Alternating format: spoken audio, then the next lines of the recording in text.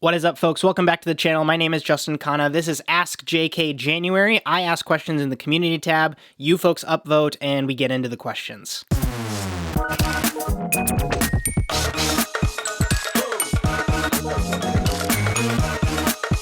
Do this.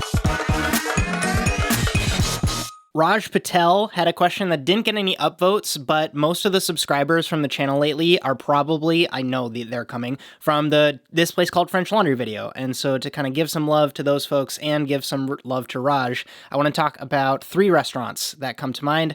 And this was really hard to narrow down. And so if you folks like these stories or you like the way that I dig into these meals, you can ask this again in a future Ask JK and I'll get into more because there's plenty.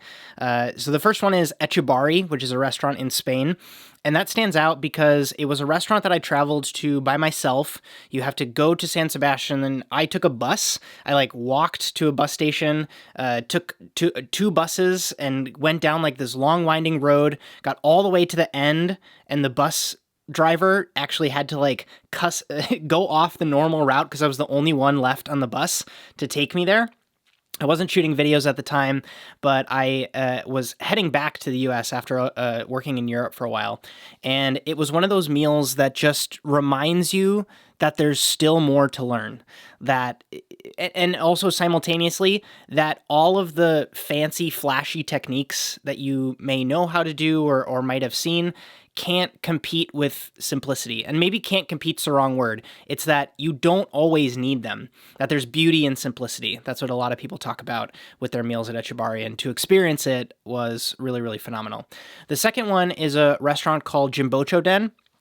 And this is from a chef named Zayu Hasegawa, and he was in Tokyo. I went to his old space, and I just remember being in there, and next to me, it's a counter, and to my left was a chef from Hong Kong and his supermodel girlfriend, and then to my right was this really old couple, and I want to say they were from Scandinavia, and I just remember sitting there at the counter and asking the chef questions about, I think, a mackerel dish.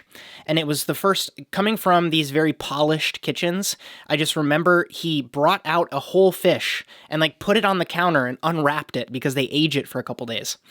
And the ability to just talk one-on-one with guests was something that I found immense inspiration in. It's one of the reasons I like talking to the camera so much now. And then the other piece was he had such a sense of humor with his food. And that was also something he has a dish where it was served in a custom-made cup. It was like a mug.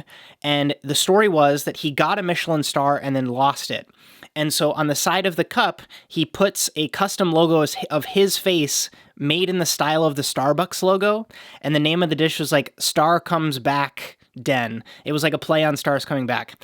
And he also has the dish of the Den Tucky fried chicken where he puts, if you're a VIP guest, he puts your face on the side of the box.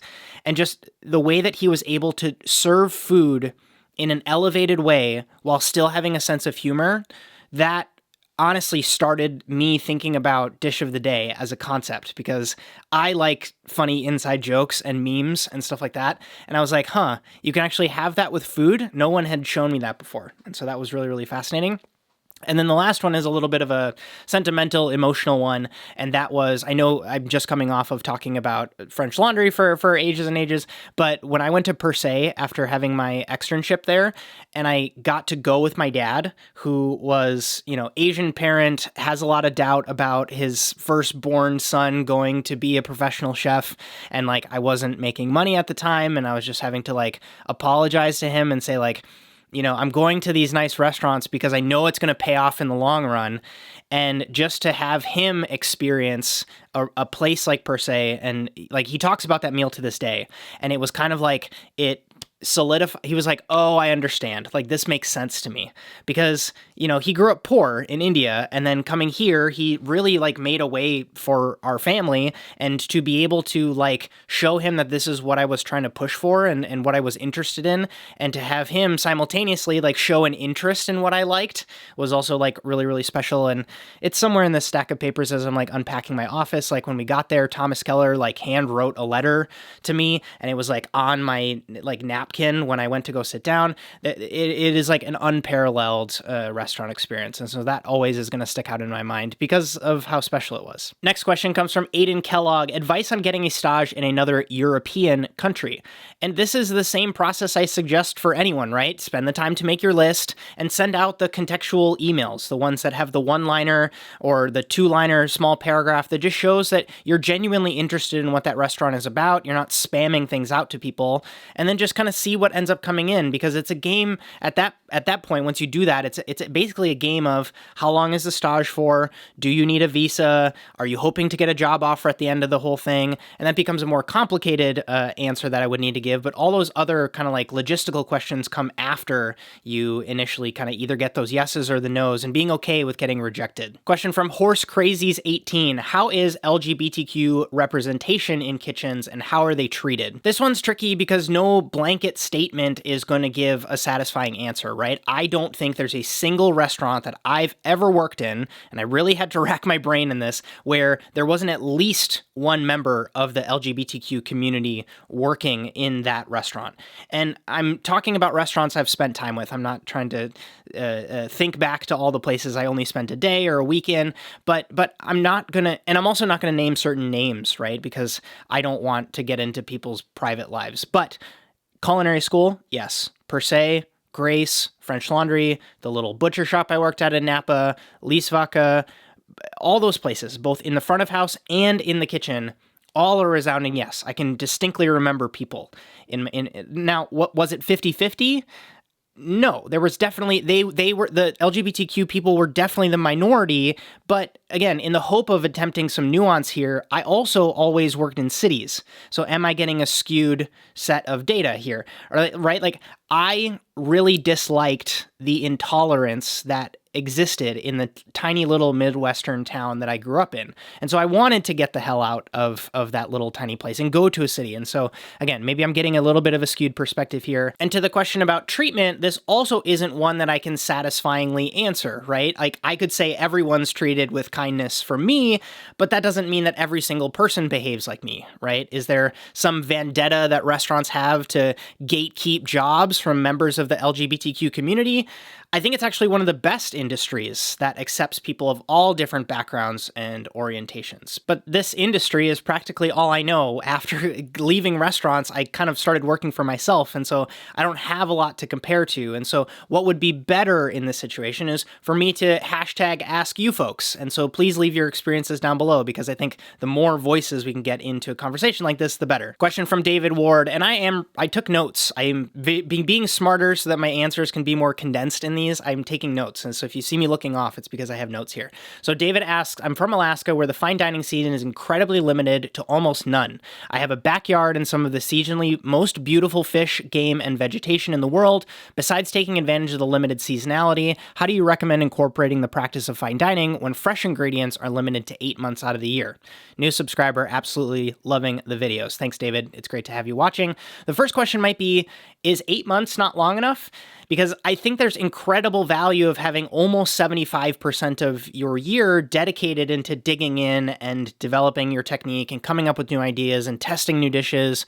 And then maybe you have some sort of like a Faviken approach to taking your focus away from food for, let's say, 3 months to write or to create content or to brew beer, something like completely not related. And then you only end up cooking when it makes sense, right? Now, I don't know if you run your own business or if this is something where like you do this on the side and you have something else going on. Like, it might not be financially responsible for you to take 3 to 4 months off a year, but can you supplement it with other things if you're not excited about cooking in those off months? And the other piece of advice that I've given to coaching clients before is to use that off time to travel if you can. And again, this is a financial question, right? And because if you can travel and get inspired by something that's not Alaska, when you come back, you have a head that's kind of like already spinning with ideas, because it sounds like your love of your place is there, but you're missing some like pushing outside of your comfort zone aspects, right? Juan Cruz Martinez asks, what are the skills you would recommend a beginner to focus on? Okay, here's where I get to make the pitch, because my cohort-based course called the Demi Skills course is starting at the beginning of February. And I take you through 5 modules of every single skill that I wish someone would have taught me when I was a beginner, right? And the first module gets sent a week before the course starts. And then from there, there's 4 sessions once a week where I teach live. And yes, we record them so you can watch them on your own time if you're not available on the days when the sessions are happening. And the reason that we do it as a cohort is that so you're taking it with other students. So it's not something where there's some stupid statistic that self-paced courses where they just give you all the content at the beginning, it has like a 95% drop-off rate. So the goal here is that you're taking it with other students and they're hoping that you show up at the same time as they are because you guys want to do exercises together. So every single live session has a breakout room portion of it. I have an exercise where you're really forced to use the skills that I taught in that session. And to accompany this launch, I'm really excited about this. We have a 5-day kitchen productivity challenge that's going along with this. And so it's over 40 minutes of content that's directly taken from the course. I'm not like dumbing it down or making it like watered down or less impactful, like, oh, only pay if you want to get these real skills. No, these are the real skills. And it's all done to make sure that you like my style of teaching, you like what the Demi Skills ethos is about, and it's sent for free to your inbox over the course of 5 days. There's almost 100 of you taking the challenge right now, which is kind of mind-blowing. Again, you can sign up anytime, and, I apologize if this is the beginning of Justin, all you do is talk about the course, but we did the math. There's over 200 slides that we've created. There's over 7 hours of content that I deliver with this course. And there's no one single answer I can give you where it's like, yep, all you need to do is understand the double duration first pass and then you're good to go. There's not one skill that's going to do it for you, right? It's so much more than that. And I don't make stupid promises to replace culinary school or you're guaranteed to become a sous chef in 4 months kind of thing. What I do is I try to take lessons that took me 4 to 6 years to learn, and I distill them down into like, what's the essence of this? What's the real skill? How can this become structured so that I can teach it, not just my unique experience that like I needed to get hammered this into me enough times before I finally understood it, make it teachable, and then do it in a way where it builds upon itself. And the other cool benefit that I love about this format is that once you enroll, you're a student for life. So every single cohort that we run, we spend time between cohorts refining the content, upgrading things, taking things out, doing one-on-one calls with students to get feedback.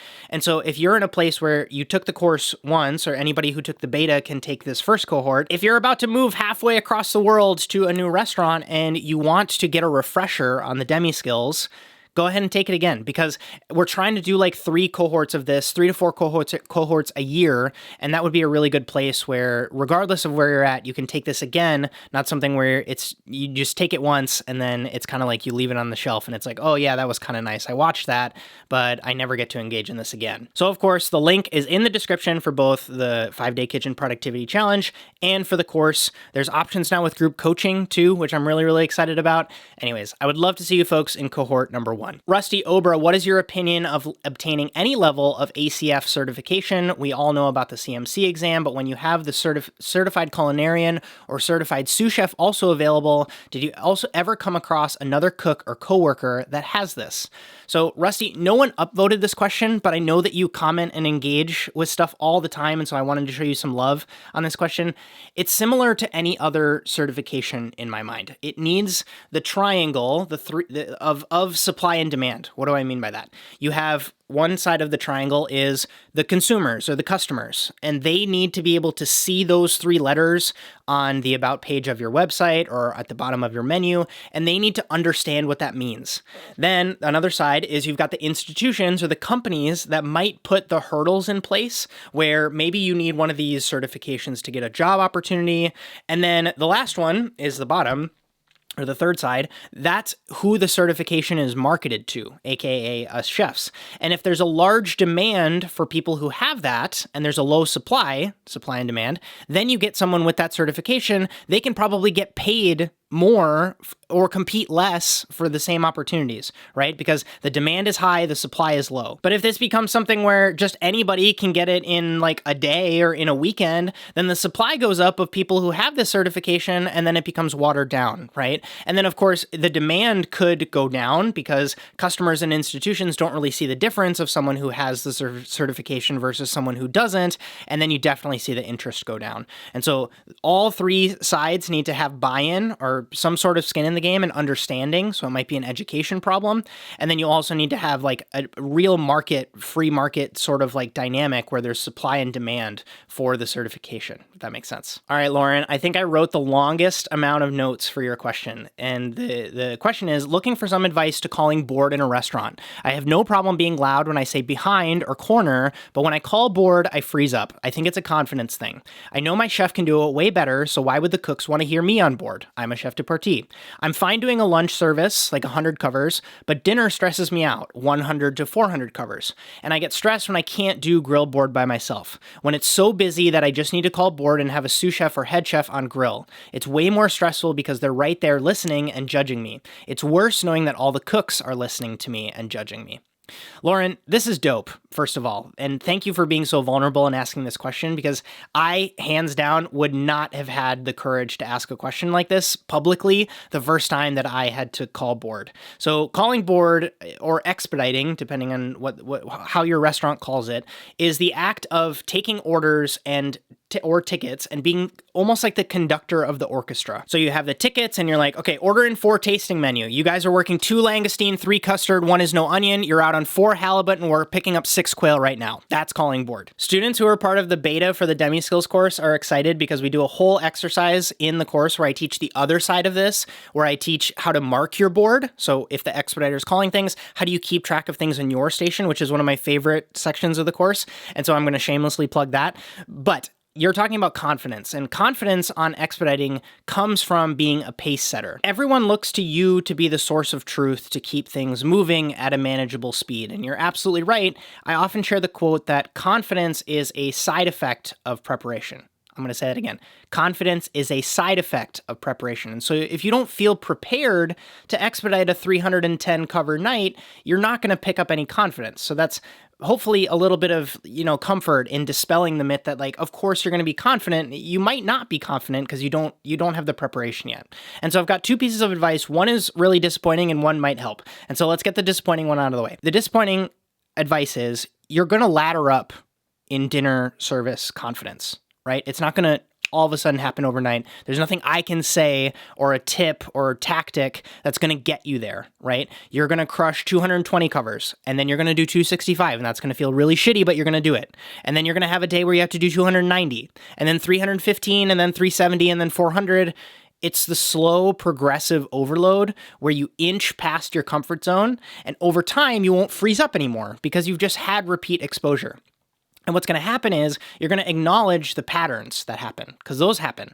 Because anything between 220 and 290 probably feels the same. But the second that you crack 300, something needs to change, right? So what I used to do is I used to have my pastry team help the garde manger chefs plate up the first course of the tasting menu, because any day that we had more than 100 covers, if that didn't happen, we were going to get bottlenecked, because that first push from garde manger was eventually going to hit the hotline, and if I didn't control that, they were going to get fucked. And so to prevent that, I would make sure that the pastry team helped the garde manger station so that we could more like drip feed the first courses out into the dining room. Does that make sense? So the second piece of advice I'll share, and you can let me know if this helps or not, because I don't know how your tickets are structured at the restaurant.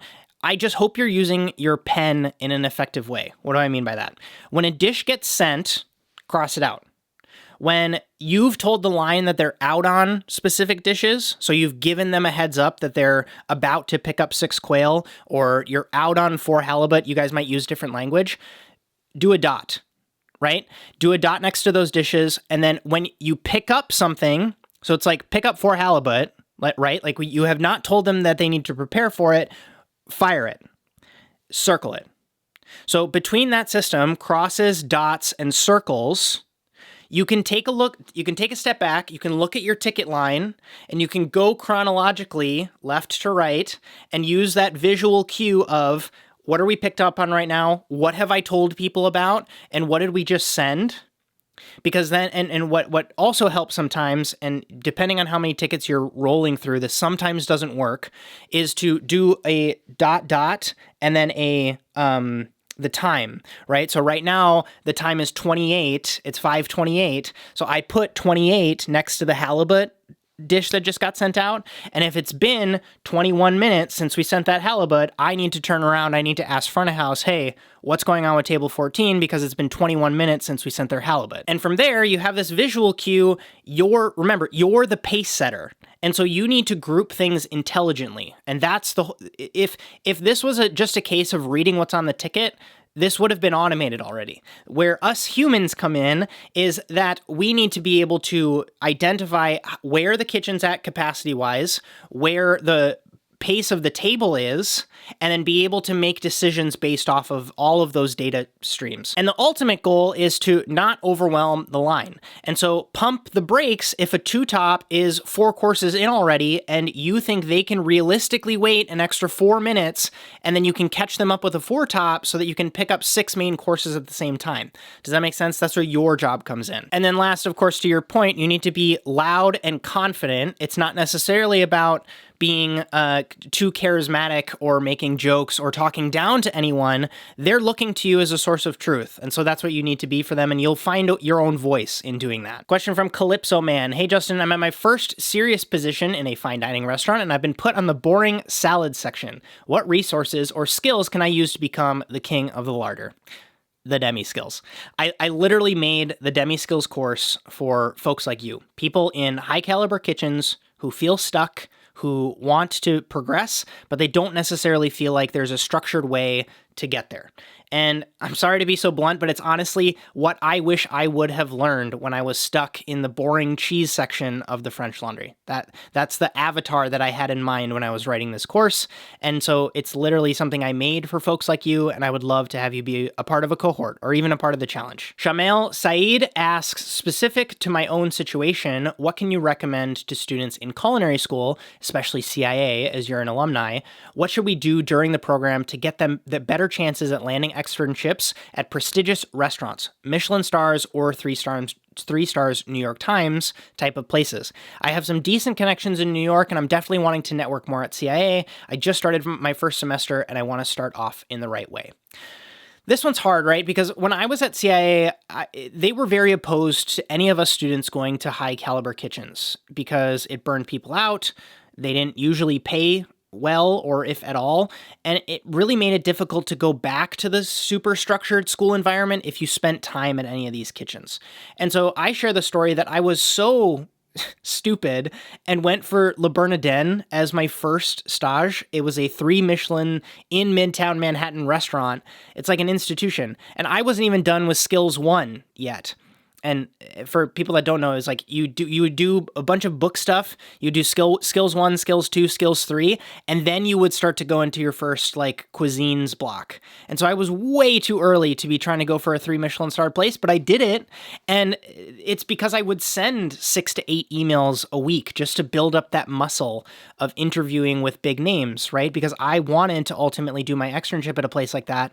And so the last thing you want to do is make your first reach out to a high caliber place a month before you need an externship confirmation, because that's not good. Because what if they say no? What if the timing's wrong? What if they don't email you back right away? And the other thing that helped me a lot was when I would send emails, I slowly got smart to the fact that if I would ask for externship opportunities, even if it felt like it was early, it was more likely that I would get a yes, because chances are they'll ask you to come stage anyways for the externship. And you always have the option to say no if you don't like the place, because you're no more than like a year out, like 9 months out from your externship. And so it feels early, but like you need to do that research. And this way you also get used to sitting down with sous chefs and chef de cuisines and executive chefs after the stage to discuss what the externship looks like with them.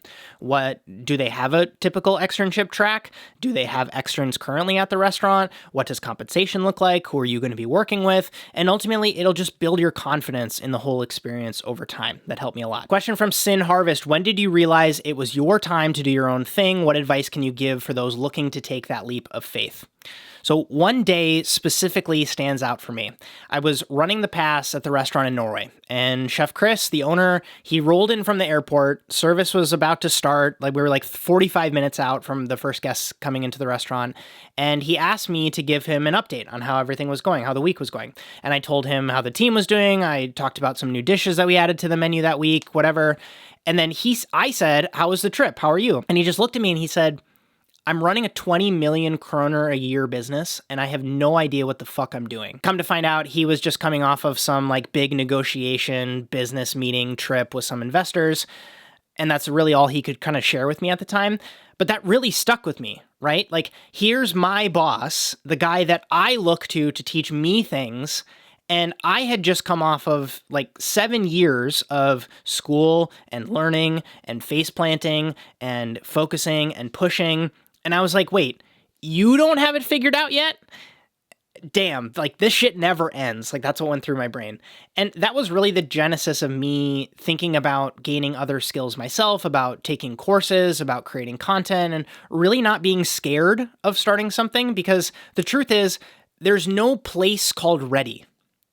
You'll always convince yourself that I'll do it when. Whether you have extra savings, whether you get an email from someone who's giving you permission to do something, or whatever. And if you aren't careful, you can repeat the "I'll do it when" line to yourself every single year, and you'll look up and 10 years have gone by and nothing has changed. And so here's another line that helps me when I start to get in my own head about this stuff. If you're proud of your first version, you shipped too late. What does that mean?